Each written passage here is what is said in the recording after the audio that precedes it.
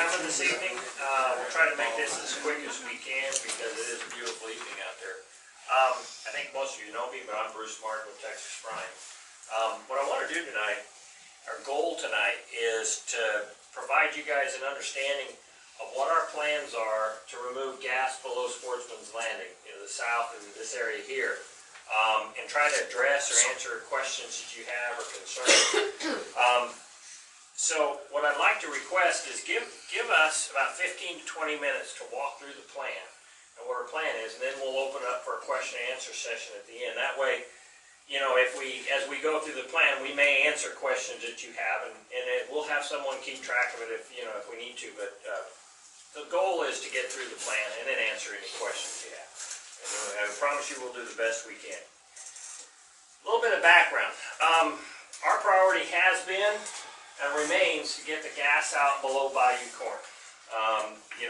We've been focused on that for the last many months.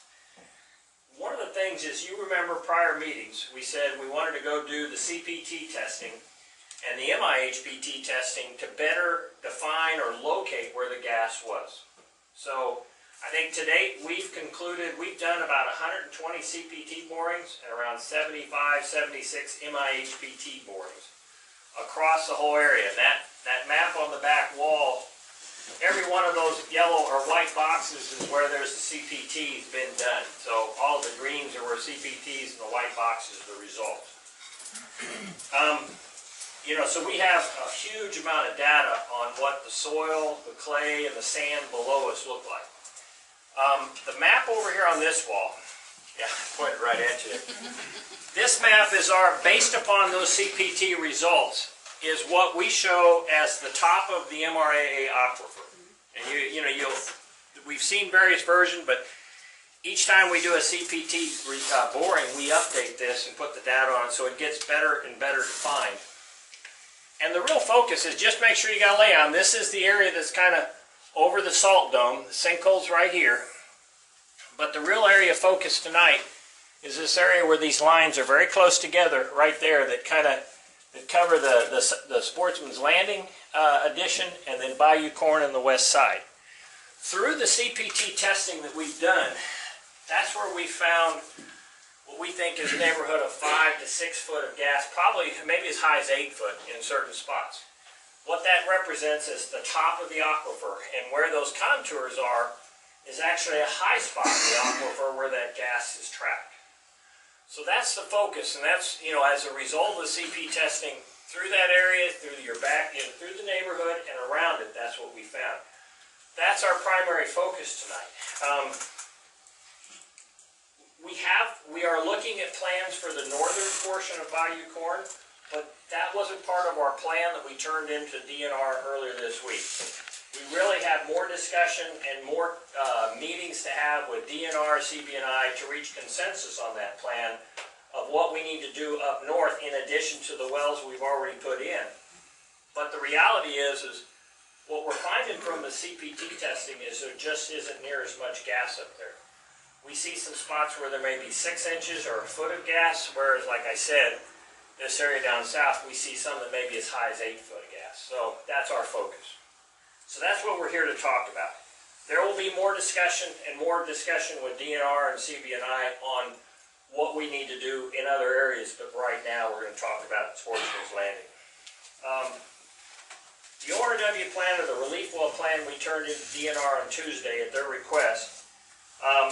Late Tuesday we received the okay from DNR and John Boudreaux to proceed with the installation of relief wells on the west side of the bayou. So the work you see going on over there is planned to put in 2 relief wells, I think they're 52 and 53, and to put in 2 pressure monitoring wells that'll be kind of in between the 2 of them.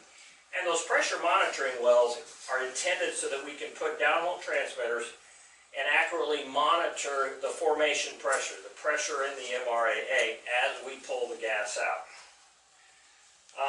We did receive comments from DNR on our plan today, and we've begun working on addressing those. And our commitment is that we're going to address those and reach resolution on those with DNR before we install anything in Sportsman's Landing. So that will happen. But the purpose tonight is to tell you, assuming that we get all that okayed with DNR, this is the plan that will move forward. I've looked through the comments. I didn't see anything that looked like major problems with our plan. There's details we need to provide and some answers we need to questions we need to answer. Another comment before we get into the details. There's been a lot of discussion about dewatering of wells, pumping water out while we're venting gas. Our plan at this point in time is to only vent gas. The wells that we're putting in are intended to be gas vent wells.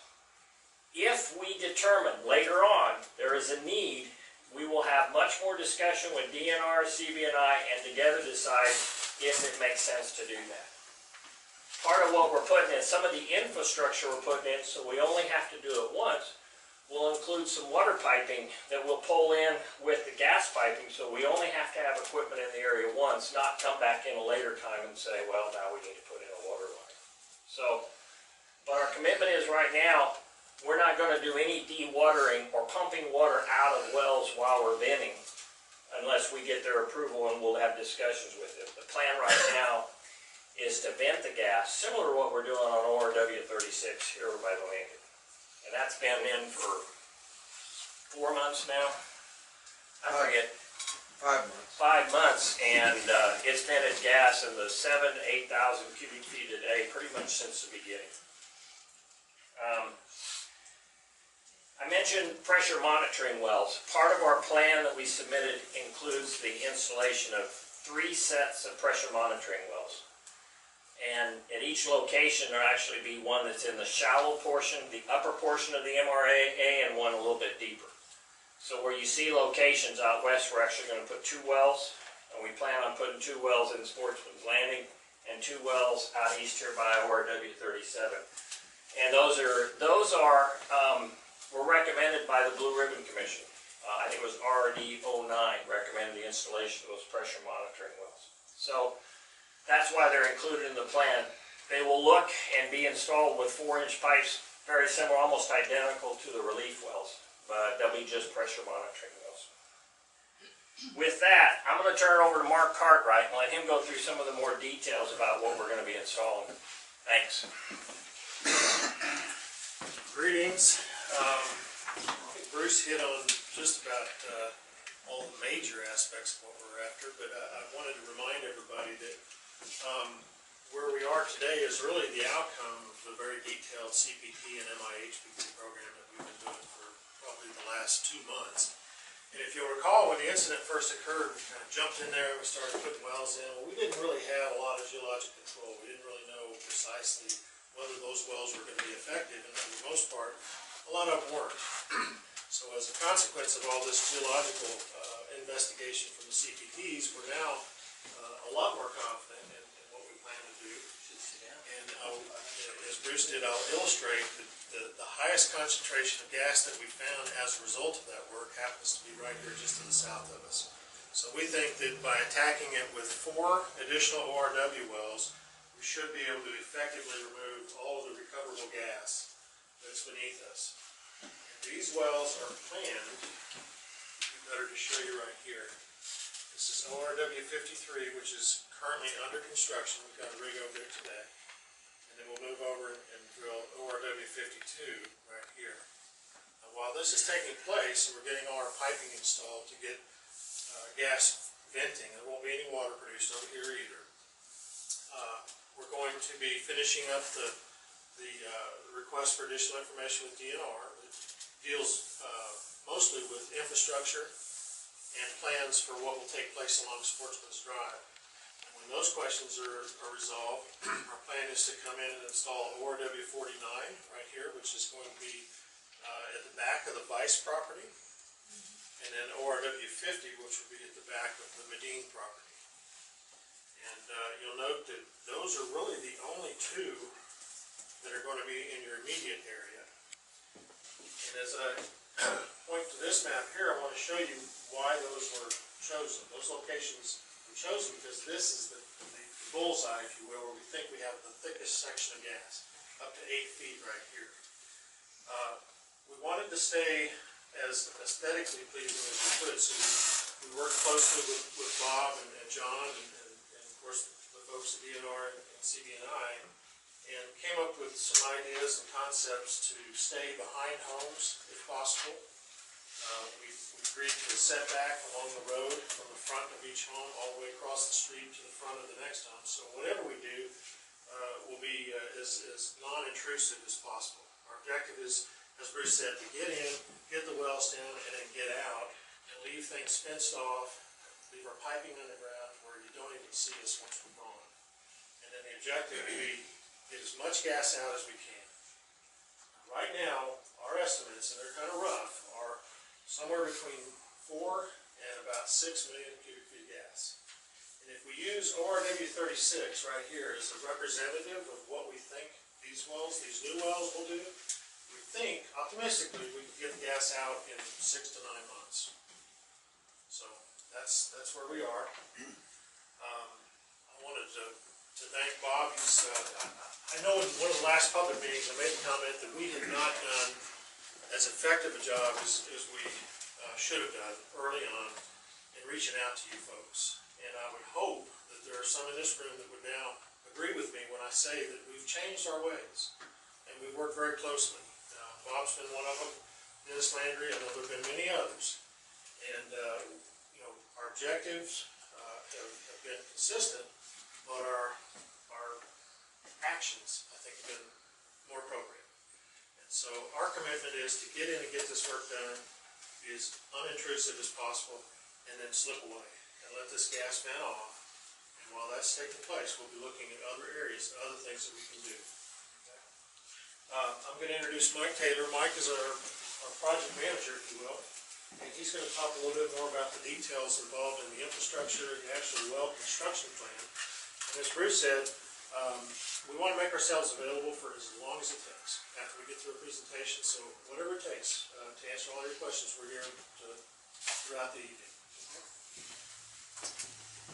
How are y'all doing tonight? I don't know if some of y'all know, but we did a horizontal bore north of 70 some months ago. We went from Gumbo Street all the way down Sauce Piquant to Crawfish Stew. I think close to 2,200 feet of line that's already been run underground, intermixed with sewers. So we already have a little bit of experience doing that.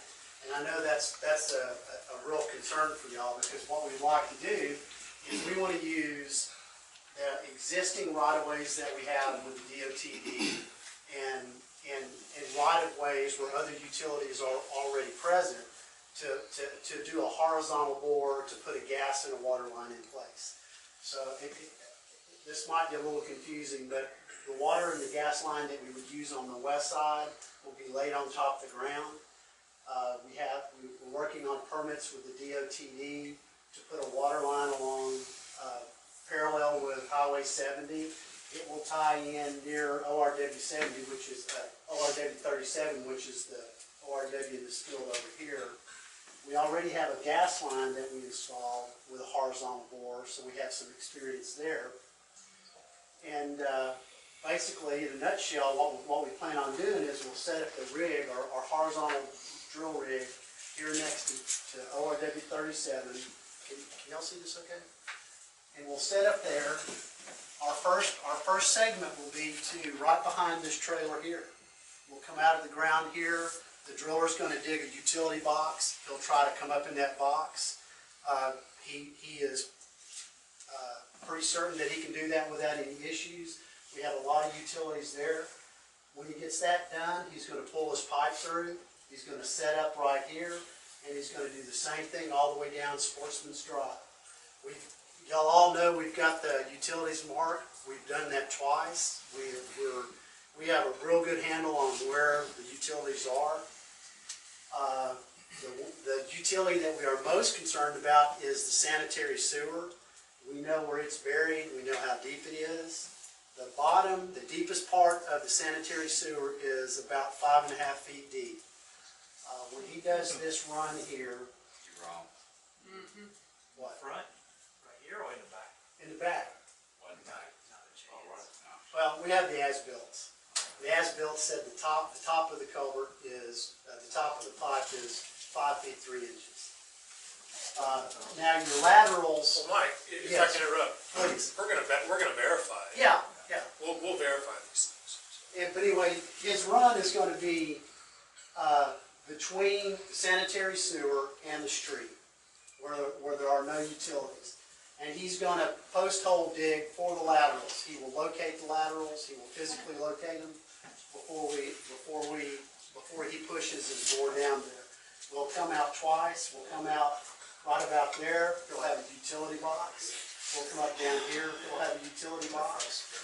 And before we put in ORW 49 and ORW 50, he'll come back over here and set up and do a lateral to those utility boxes and tie in. We're going to pull the line back one time.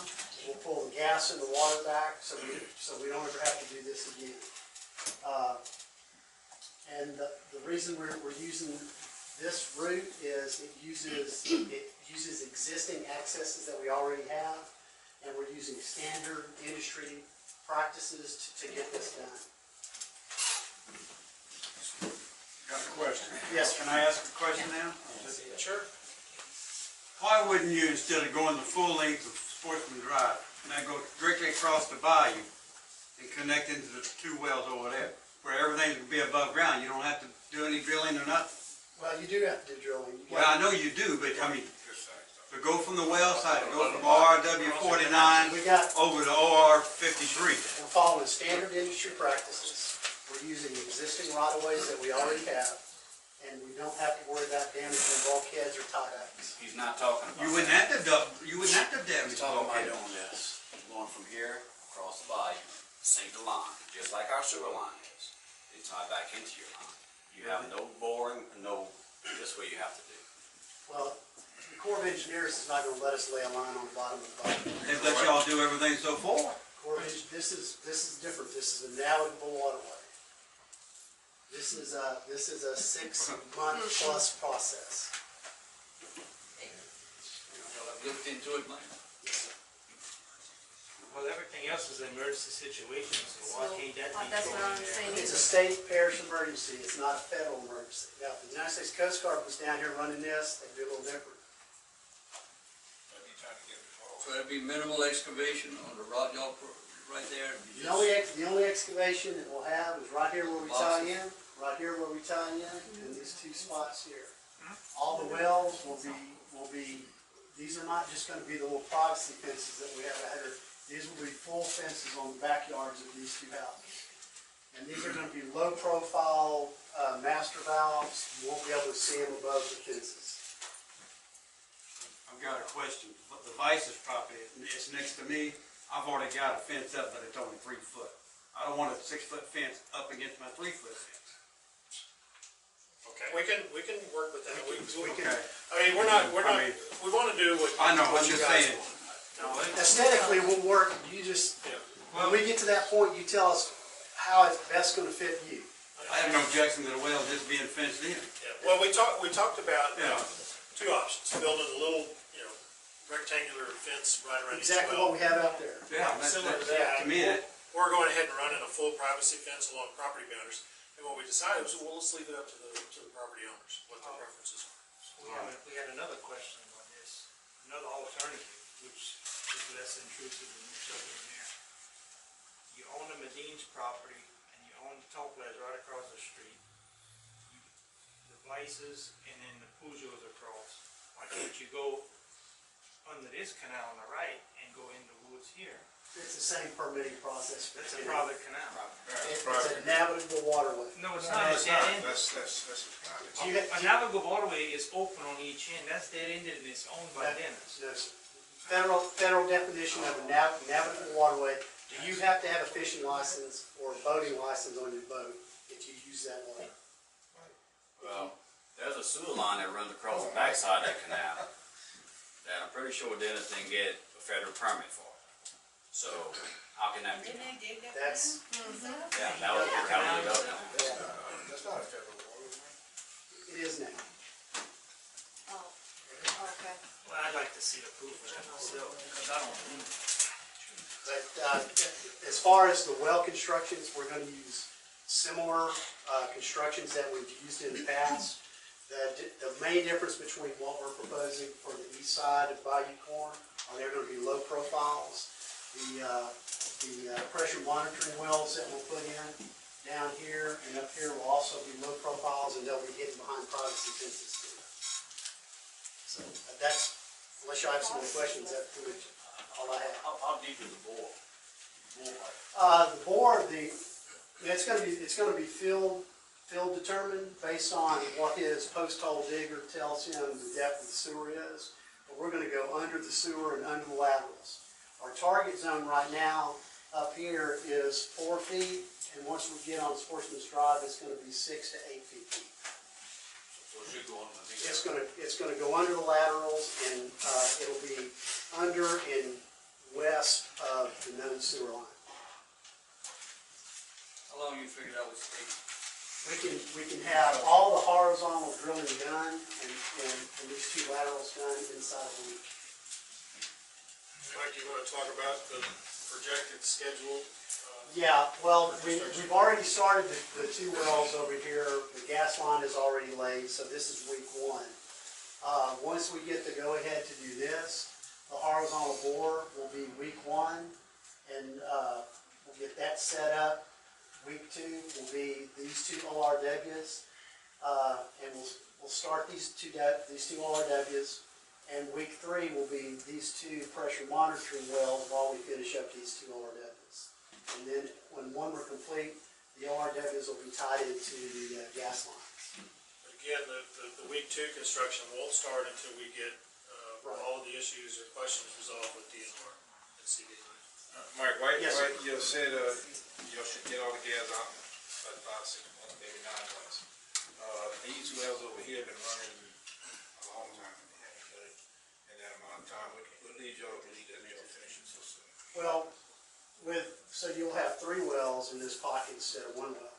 So we should be able to affect some kind of a reduction in gas volume 3 times as fast. Yeah, I agree with that, but you're gonna get out faster, but you got, Bill's on you got a lost property in there. They got several of them in there, along in that patch in the back, and then they got the ones in the Back front. over there. They're still flaring, they're still. Mike, We're talking about the ones that are up here? Yeah. Yeah. it's all a function of how much gas is here. You can get more out of 4 wells placed right here. I agree, Well, what about the source that's feeding I was just wondering it? about the time frame. Well, there's some uncertainty about that. Uh-huh. We don't know exactly what. We'll be able to tell What? if it Yeah. is being fed. Everything that we've done, every hole that we put in the ground out here gives us some additional information. Once we begin producing these, we should be able to determine if there is some sufficient recharge coming from somewhere. And we need to go expand our efforts elsewhere to look for that. But there's just as much possibility that there's no recharge. I hope folks realize that.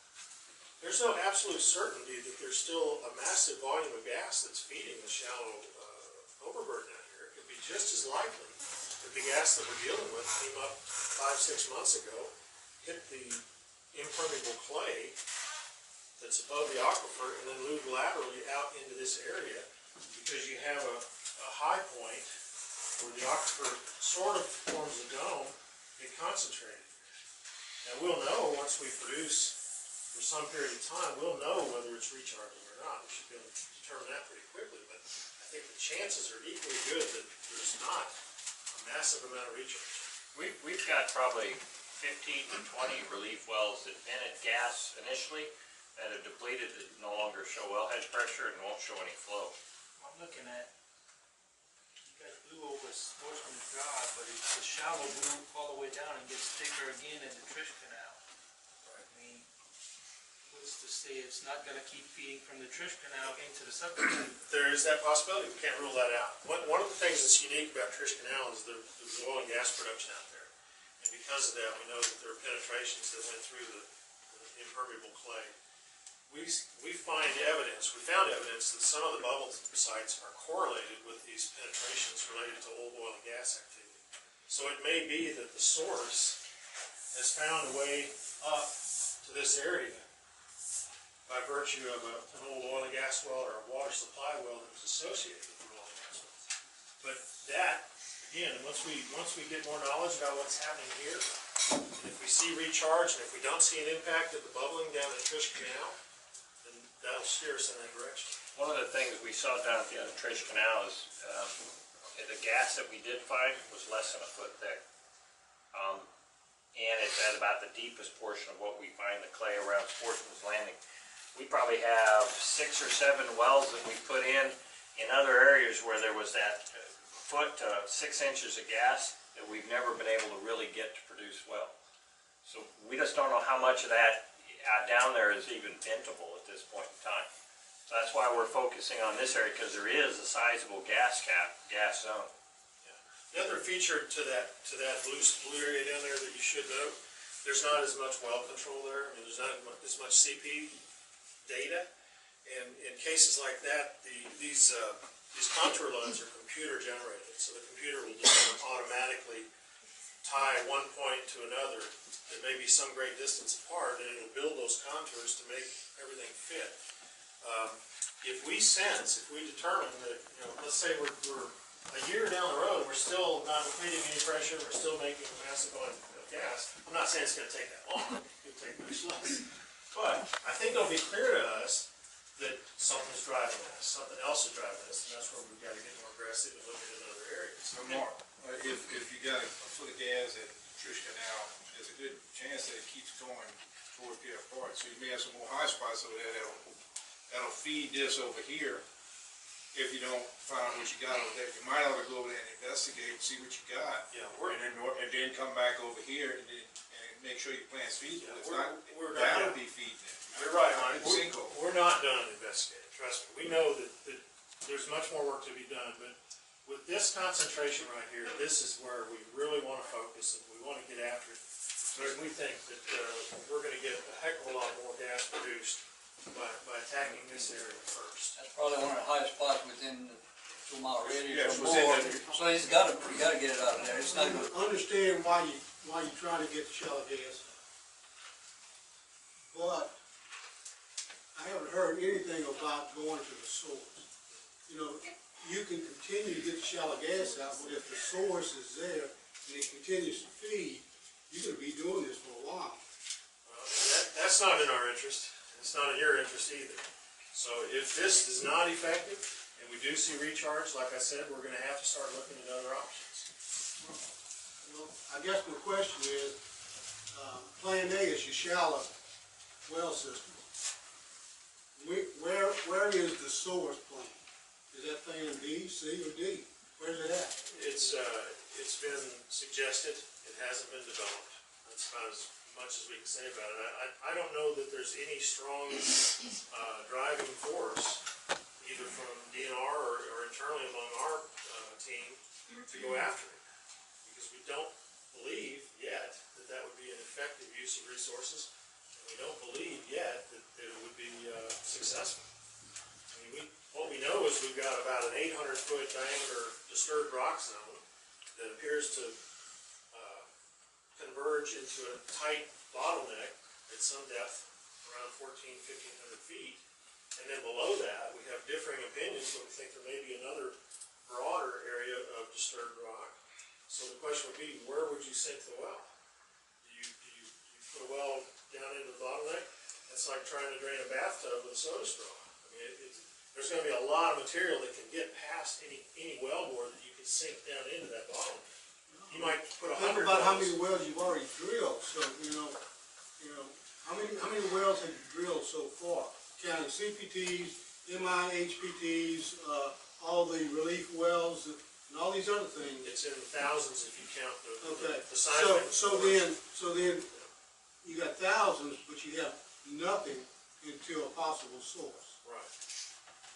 But here's another scenario, Nick. What if there is no source? What if the gas that we're dealing with was an injection of hydrocarbon that was relatively swift, and it placed this gas underneath us over a broad area? What if there's no discharge or recharge, if you will? If you look at the record, if you look at the crude that was produced as a consequence of the sinkhole, there was a big spike in production, and it just kind of fell off to nothing.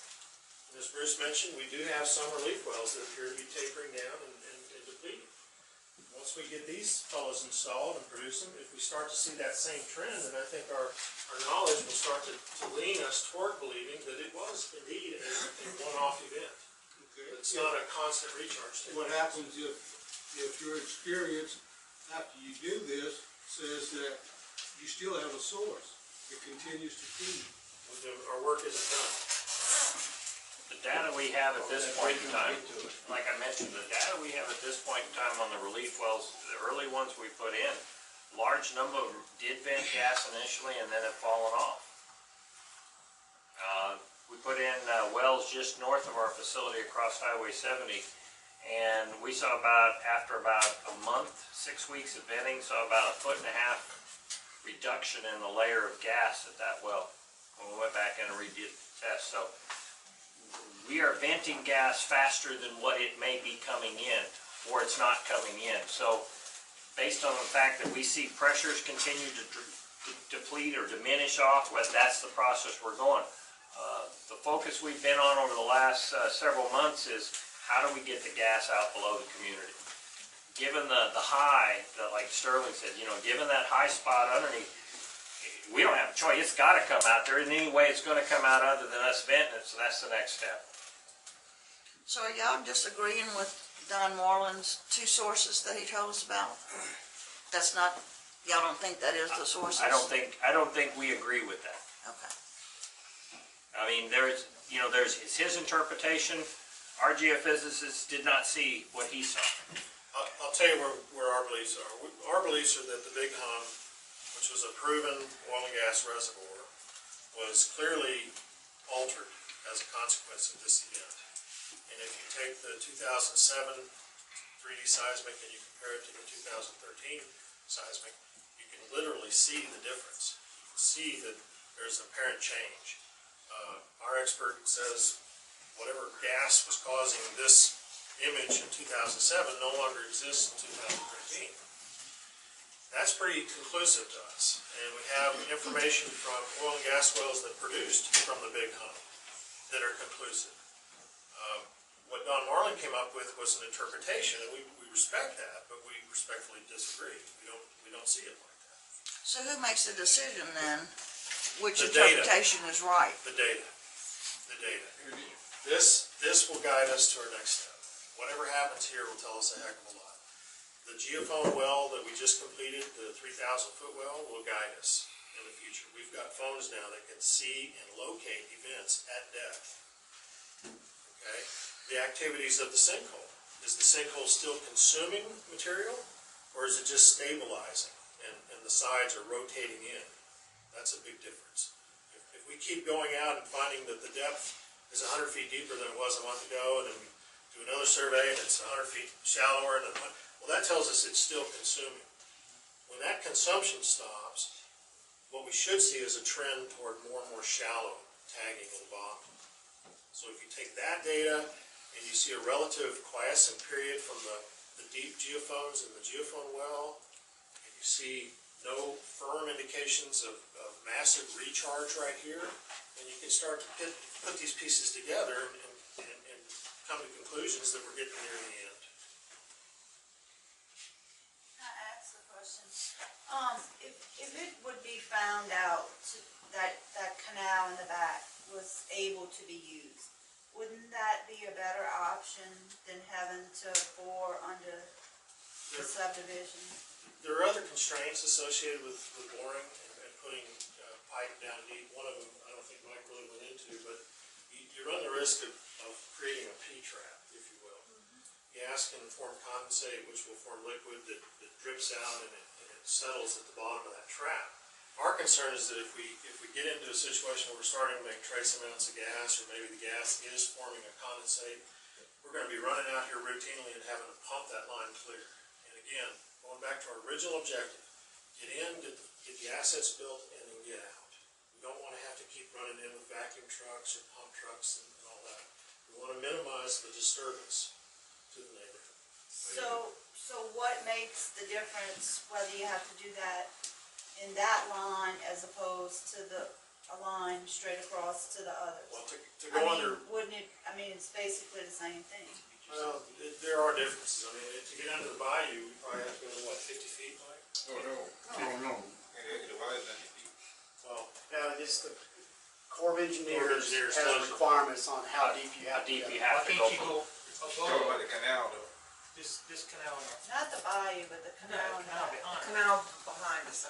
well, there again, we suspect. I know, but you suspect, I understand that, but just for argument's sake, to say that that was proven to be a private canal, would that not be more feet? It just seems to me like boring under the whole subdivision, you gotta watch for all the sewer, the water lines, all those lines, just to go right across the canal seems like it would be easier. Not to mention how long it's gonna take to get gas to vent, what I say around the world. I mean, Straight just for across. argument, just I mean, I guess to if say, the point we're saying is that the objective is to get the gas out as quick as you can, go to the shortest route.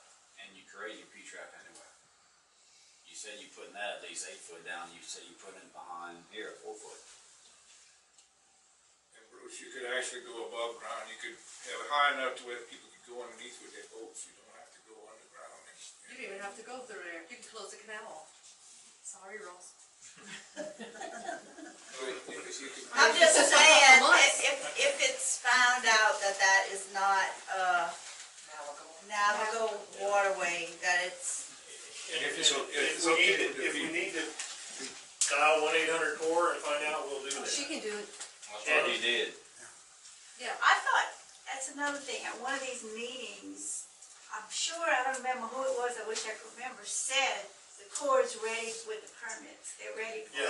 Office of Coastal Management is ready with permits. And in Louisiana, Office of Coastal Management is the primary lead agency. You would submit the permit to OCM, and when it's finalized, they would then submit it to the Corps of Engineers. Now, I've already talked with Jay Piku, and he goes, if you submit it to us, we'll run it through as fast as we can.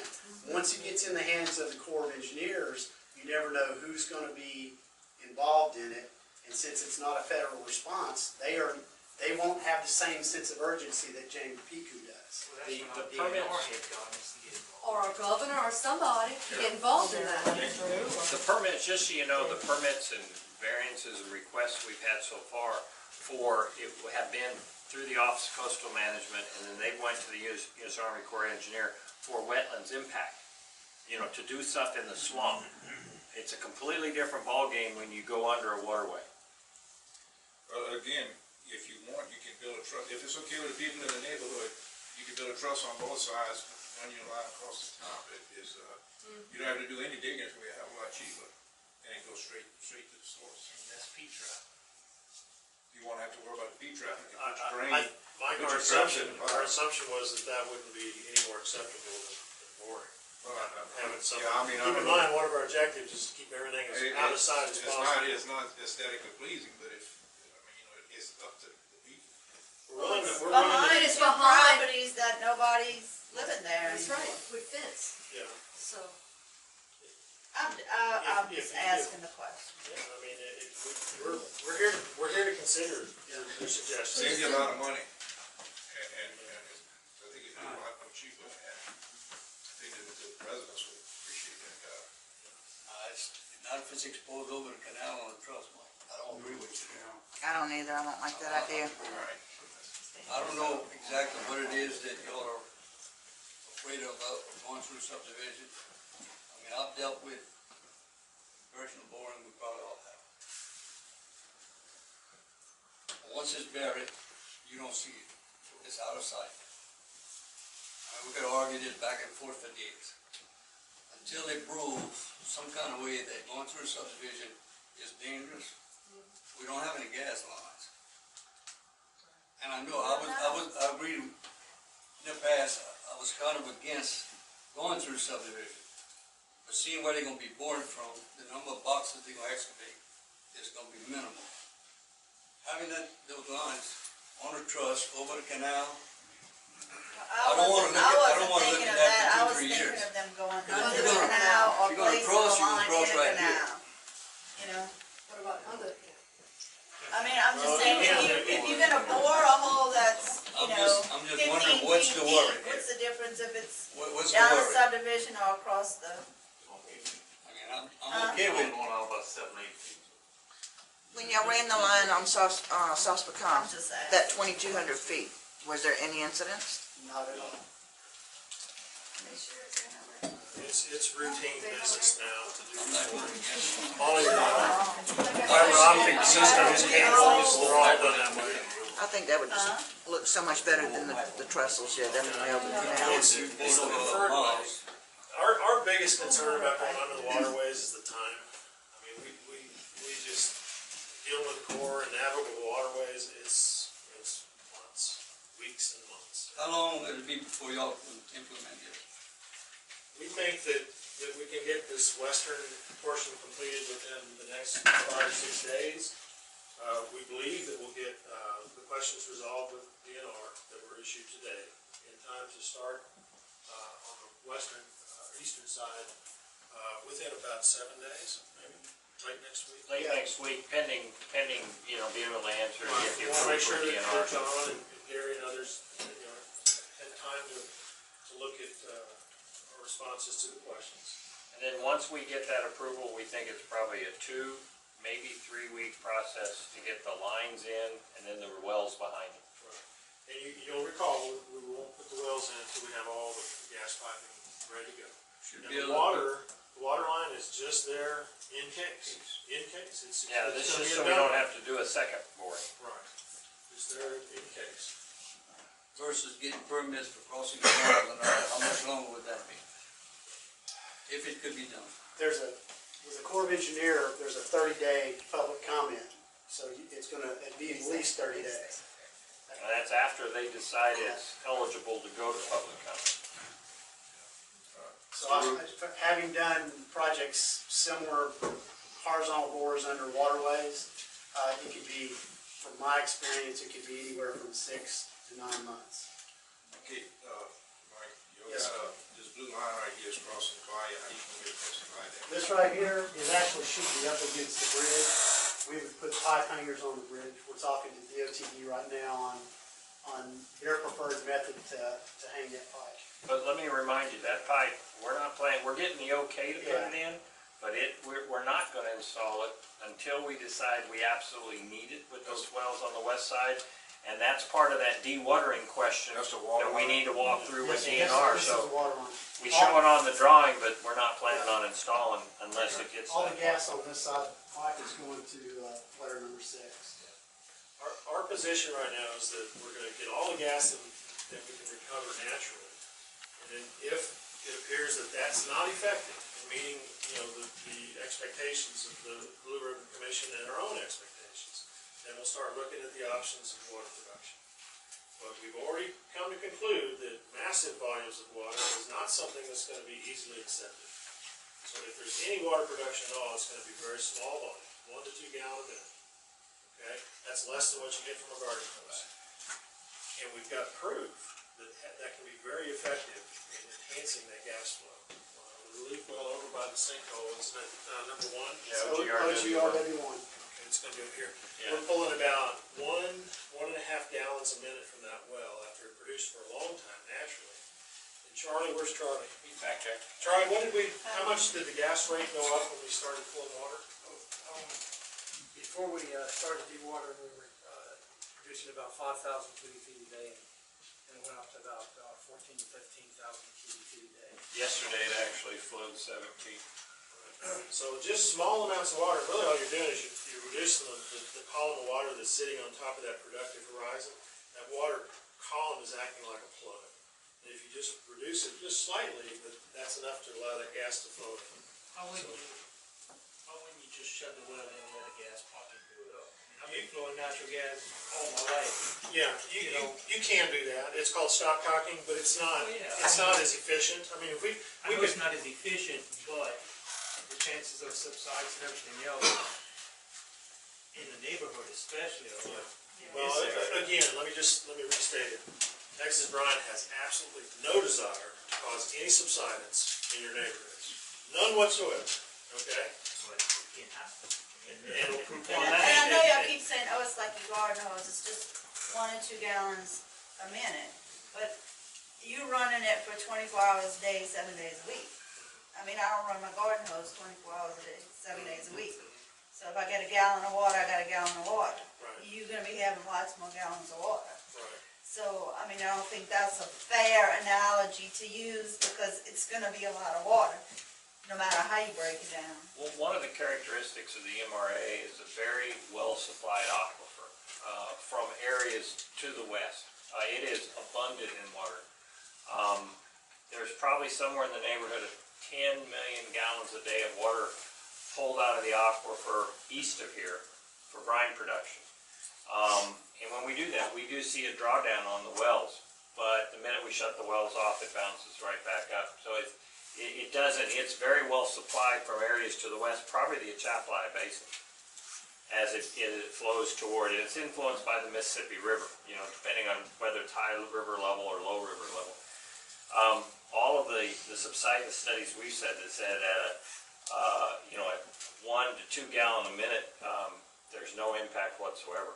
But our goal is not to have to do anything. We want to take this as far as we can without anyone. But what we've seen on the other relief wells, as that pressure comes down and that gas cap gets thinner and thinner, there's a part where the water wants to run in as opposed to the gas. It's easier for the water to come up around the well than it is for the gas to move laterally to the well.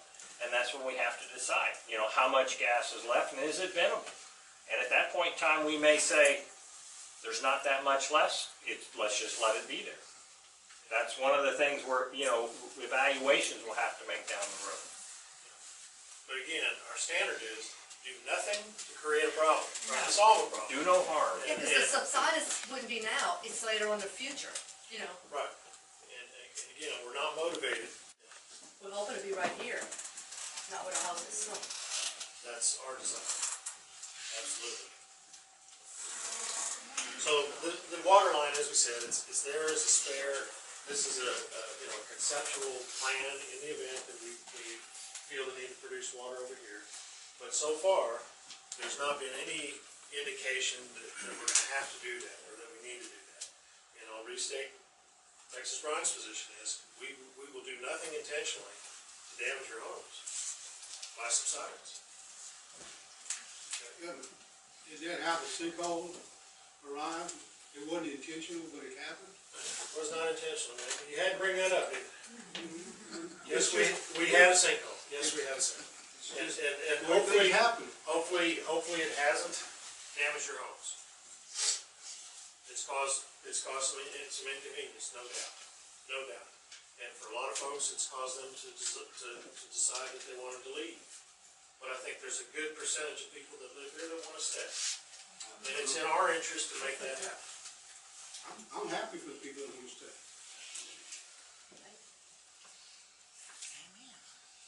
We said we'd be here for all your questions. I haven't heard enough to keep us here much longer. Is there anything else? Can we do anything for y'all? Tell us. We had a couple of missteps. We went into the community, we marked utilities and put paint on the ground and all that, but we solved that problem. What are your plans on the aesthetics on the other side? Same practice, Mike, same Are you practice. gonna fix what you was done? Yes. These that wells the same size, are they short, shallow, or what? The actual wellheads, Mike, you want to describe the differences? Any wellheads that go in on the north side will be at this new design line. What about the ones you got right now? You gonna pull them up or modify them? We're looking at modifying those wells because we're still not through figuring out ways to increase the production. If we have to go back in and modify the head, they will be of the lower profiles. Glad to see y'all starting to cut the grass over there. It's getting to be a mess. Y'all planning on tearing down any of those houses soon? Not anytime soon. We'll maintain every time we take possession of the property, we start the maintenance, and we will maintain those for. Yeah, what's going on with homes and the homes that we've purchased? We're trying to get through all the closings and all the settlement closings, and I think we probably have 10 or 15 left to go. Once that's done, we hope to get approval from our insurance companies to proceed with demolition. But that's still a question, and we have, you know, it's, as I've said before, Texas Brine has no desire to be a homeowner in Bayou Corne. No reflection of you guys, this just isn't our business. And, you know, homes that aren't inhabited become problems, you know, very quickly. So we've got a property management plan, we're removing stuff and cleaning the houses out. We're getting quotes on what it's gonna take to demolish. And we're monitoring and we're you know, going in and inspecting to make sure everything's okay. But all the utilities have been turned off, everything's been secured, and our goal, if we have our way, our goal is to turn it to a green site with grass. Take out all the utilities, all the stuff that's buried, and turn it back to a flat. So you'll turn all the power off? We've turned power off to the houses that So are what happened to uninhabited.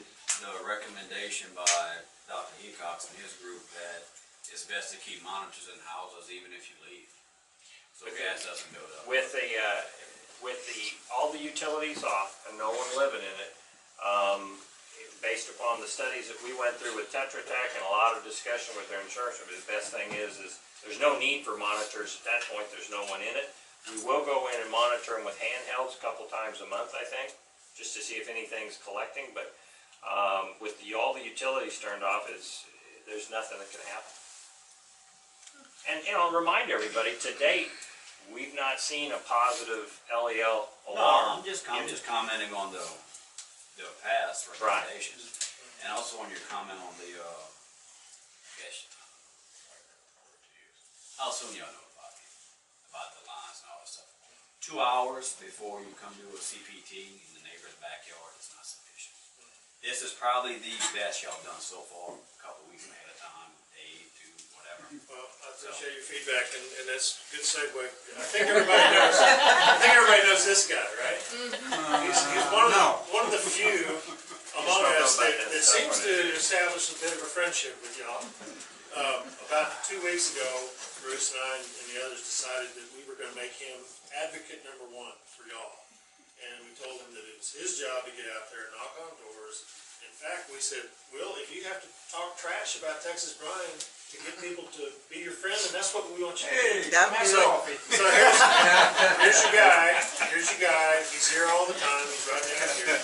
And Bruce and I are drifting back and forth a lot. Mike's rotating with 2 or 3 other guys. But as I said a month ago, and as I recommit to you tonight, we want to get the work done. We want to do it as efficient and as pleasing a way as we can without intrusion to the extent possible. And we're here to listen to you. Now, I want to ask this question before for the other details, the other lines. The one put in this neighborhood, will it be pressure tested and how long before it's used? The gas line, Mike? They will be pressure tested, and I don't know what the time frame is between when we would pressure test them. Procedure for pressure testing. I mean, there's a length of time you have to pressure test this.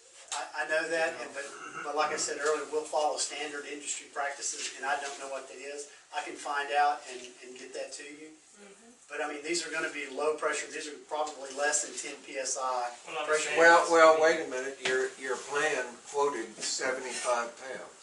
That's the rating of it. That's the rating. Operationally, we don't think they'll ever run more than 5 or 10 pounds. Okay, Yeah. but you're going to pressure Right, test rating it it, at yeah. 75 Going through a pounds. choke and knocking that pressure down. We No, think the yeah. pressure on this line will probably be less than we have in a local distribution network. Sure. Supply gas. But I think the point is they're going to pressure test all the fittings too. Because I mean, you're only 75 going pounds. 7-8 feet if you start getting a leak. We don't have gas at 7-8 feet right now.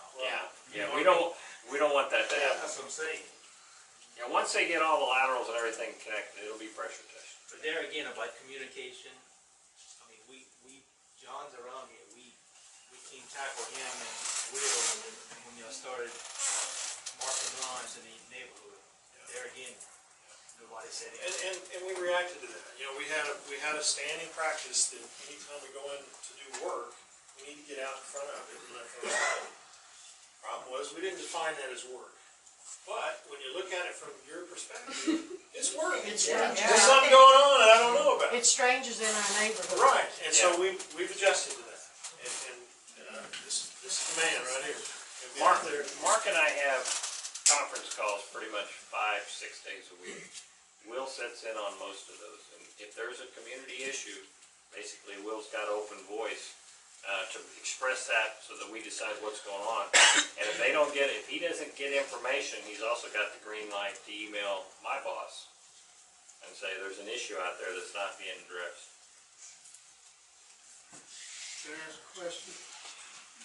Along those lines, I have asked and talked to Patrick and to John and to Will about vehicles coming through the community that are unidentified. Some of them are contractors, and I have talked and taken pictures and sent them, and, there's nothing done.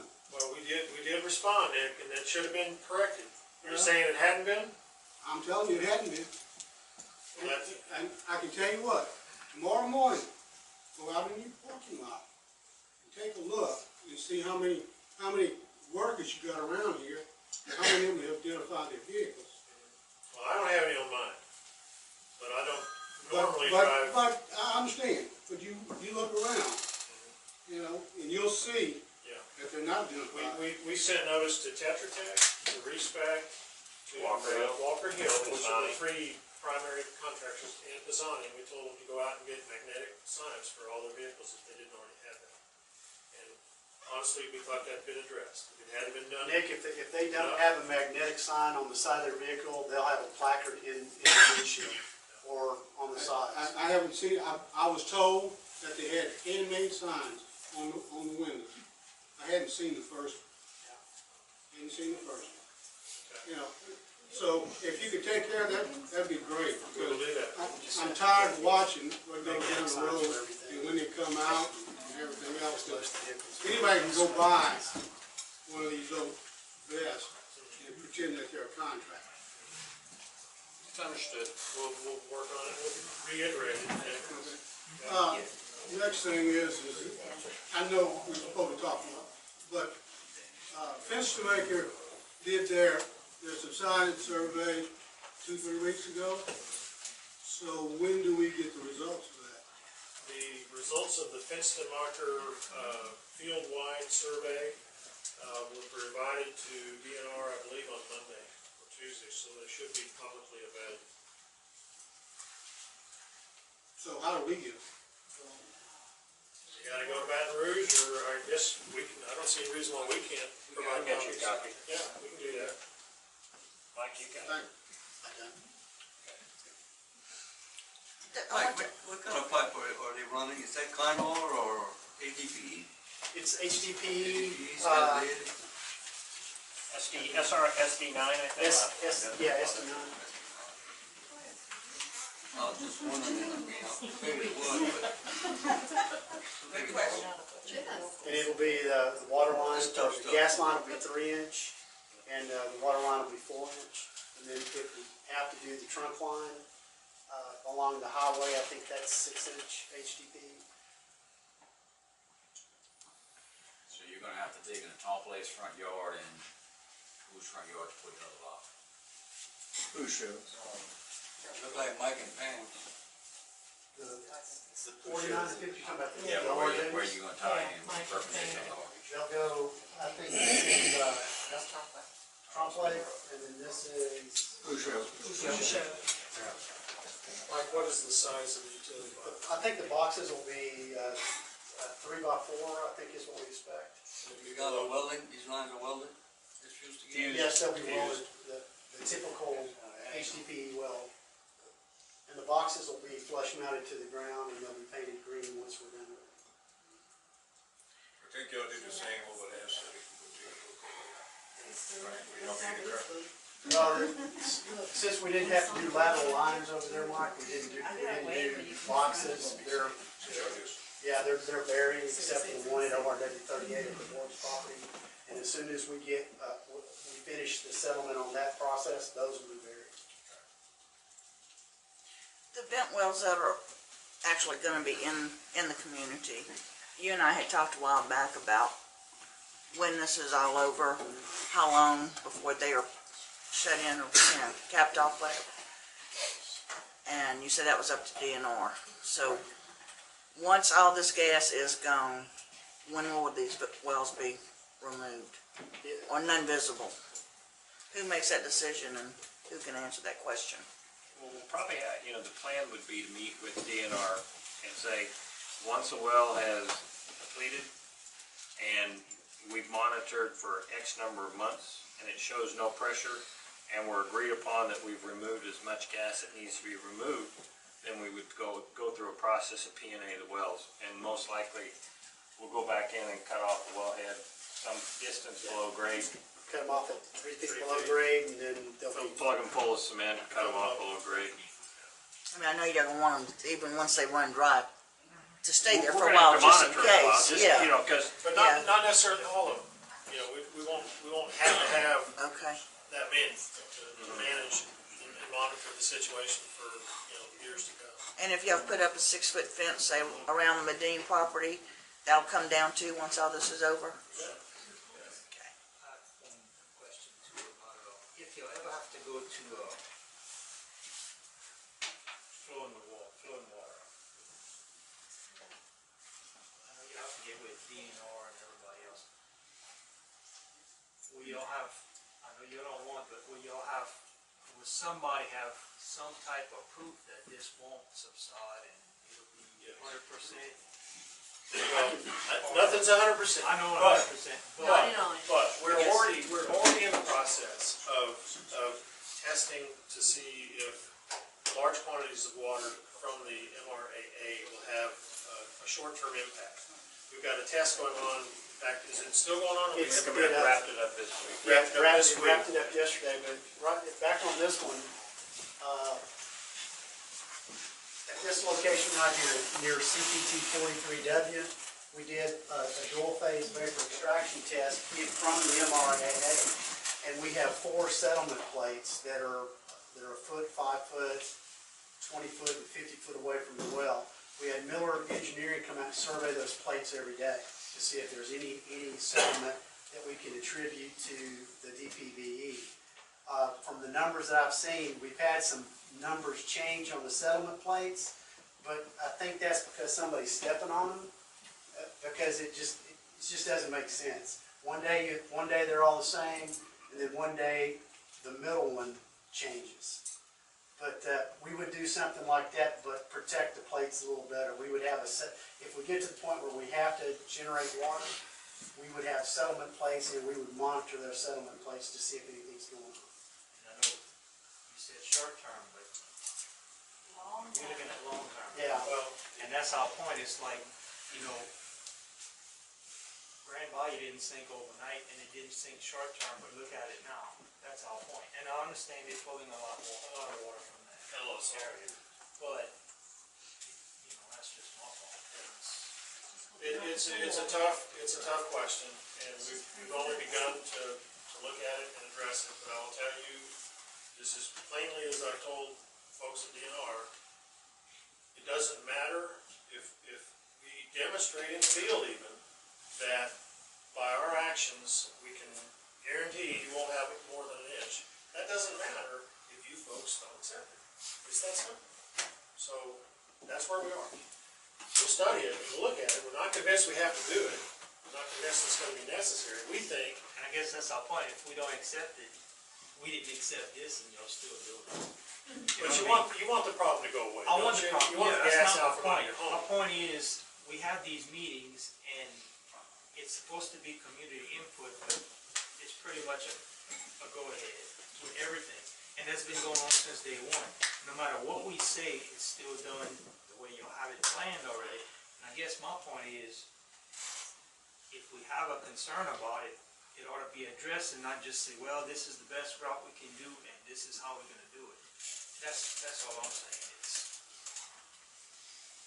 And the next thing is that if you consider his concerns and you find a different way to do it, are you gonna have another meeting and bring that out again?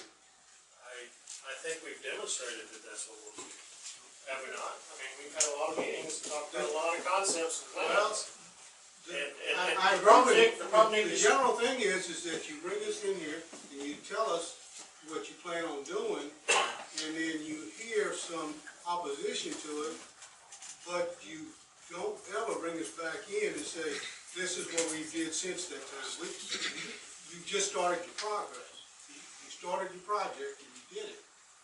So what we're saying is, listen to him. If it's something that you can put into your plan, then bring everybody back in and say, hey, we listened to you and we're willing to do this. Be happy to do that.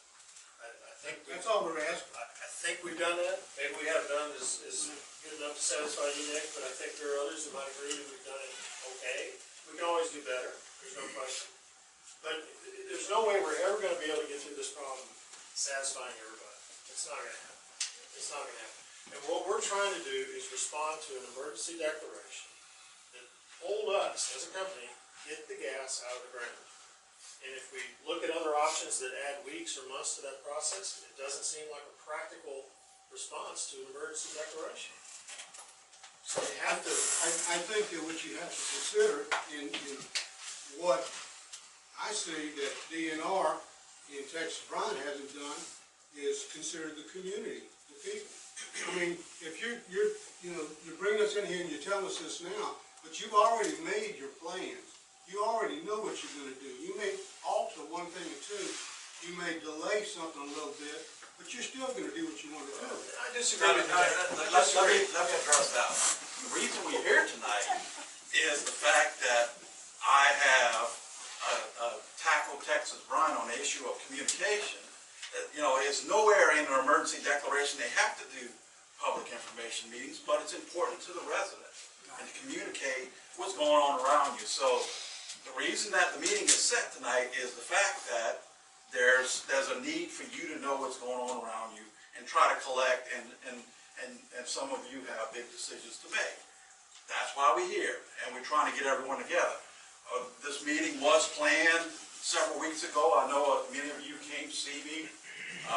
We had to work through some issues to get to this point. That's why it took this long to get here.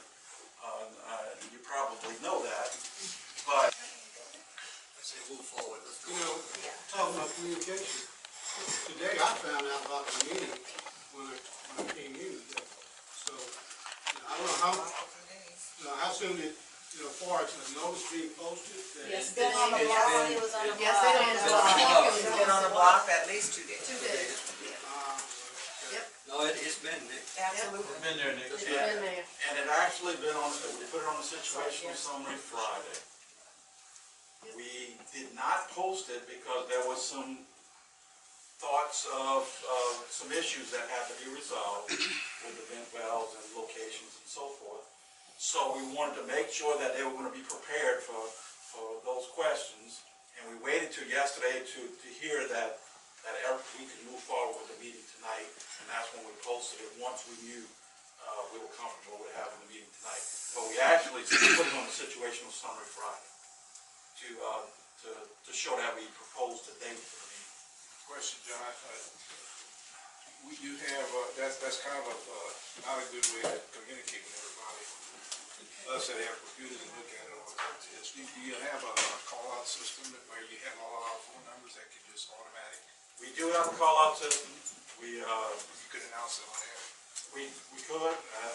There's just know that system does require you to sign up. Hopefully you have, and provide your cell phone number, because I can tell you the landlines are the only numbers that we actually have on the system that we can actually get landline numbers. You can't hit cell phone. Cell phones are not available to us. You have to actually provide us that information and mark your location on the map. So in order for us to use that system, everybody would have to.